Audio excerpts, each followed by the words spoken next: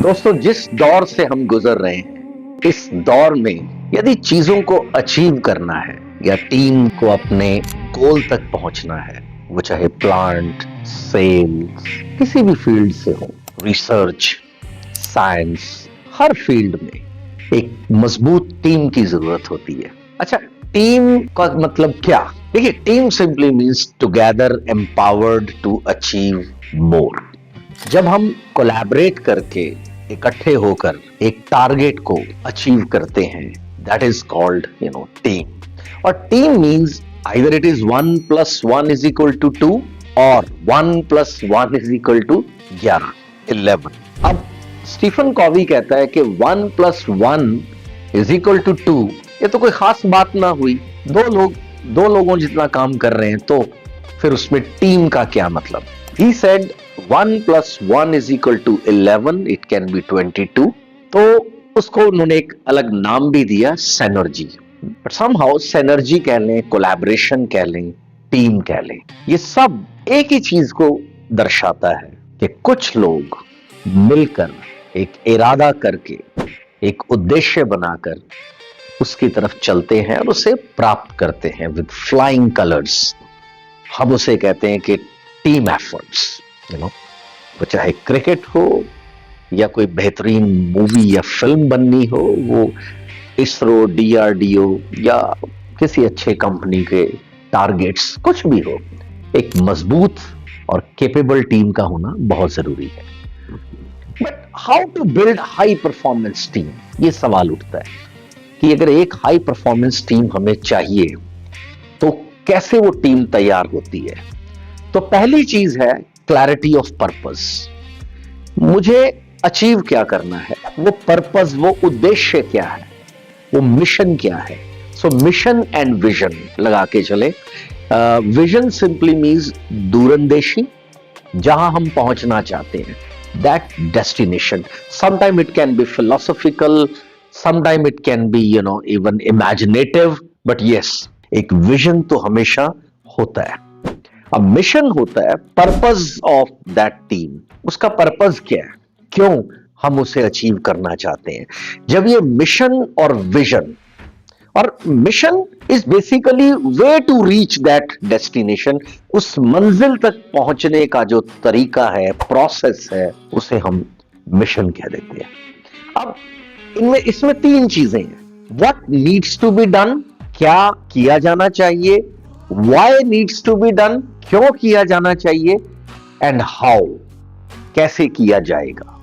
ये जब तीनों चीजें क्लियर हो जाती हैं, आप उसे चाहे मिशन और विजन के तरीके से पकड़ लें या आप व्हाट, वाई या हाउ के तरीके से पकड़ लें, पूरी टीम को एक क्लैरिटी होनी चाहिए कि पर्पस क्या है, पर्पस क्या है, उद्देश्य क्या है, हम सब ये कर क्यों रहे हैं। तो पहली चीज तो हो गई आपकी क्लैरिटी ऑफ पर्पस। दूसरे नंबर पे आ जाता है trust. Trust is the foundation, भरोसा। अब ये भरोसा हमेशा उस टीम के जो कुछ चुने हुए लीडर्स होते हैं, हायरार्किकली हो सकता है एक हो, दो हो, लेकिन वो जो टीम के लीडर्स हैं, वो एक किस्म का ट्रस्ट टीम में कह सकते हैं कि वो जान फूंकता है, एक भरोसा। क्योंकि जैसे ही आपका भरोसा अपने लीडर पे आ जाता है या लीडर वो भरोसा दिलवा देता है, तो टीम के हर मेंबर का भरोसा एक दूसरे पर बढ़ जाता है और वो ट्रस्ट जीत दिलवाता है। तो जरूरी नहीं कि हम एक इंसान पे भरोसा करते हैं, नो। अगर उस टीम में 25 लोग हैं तो वो 25 के 25 लोग अपनी टीम के हर मेंबर पर वो भरोसा करते हैं। लेकिन हाँ, इसकी शुरुआत हमेशा लीडर से होती है। और तीसरी चीज है अकाउंटेबिलिटी।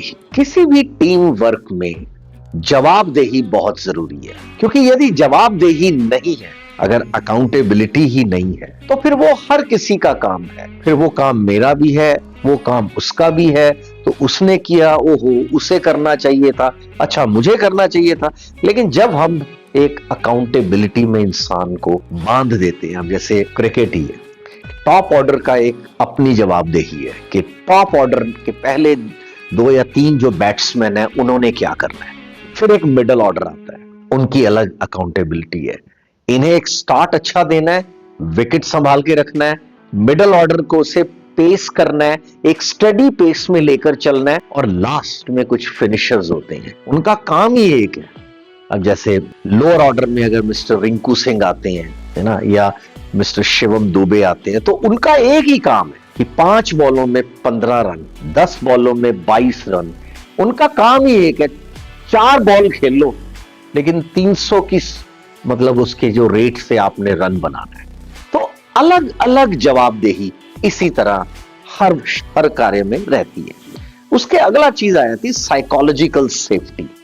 इसके बारे में मैंने अपने कई वीडियोस में बात की है कि जब मानसिक रूप से आदमी अपने आप को सुरक्षित फील करता है टीम में, हर मेंबर, अच्छा, ये साइकोलॉजिकल सेफ्टी पहले लीडर देता है और बाद में सभी टीम मेंबर्स एक दूसरे को देते हैं। इसके बाद डिसिप्लिन। डिसिप्लिन एक माइंडसेट है, कंसिस्टेंटली काम करना ये प्रोसेस का हिस्सा है। अब डिसिप्लिन 1 दिन हो सकता है, 2 दिन हो सकता है, 10 दिन हो सकता है। अगर फिर वो टूटता है तो वहां गड़बड़ है। लेकिन जब महीनों महीने वो डिसिप्लिन कायम रहता है, सालों साल वो डिसिप्लिन कायम रहता है, तो हम कह देते हैं कि कंसिस्टेंट परफॉर्मेंस है। इसके बाद कल्चर ऑफ ओनरशिप।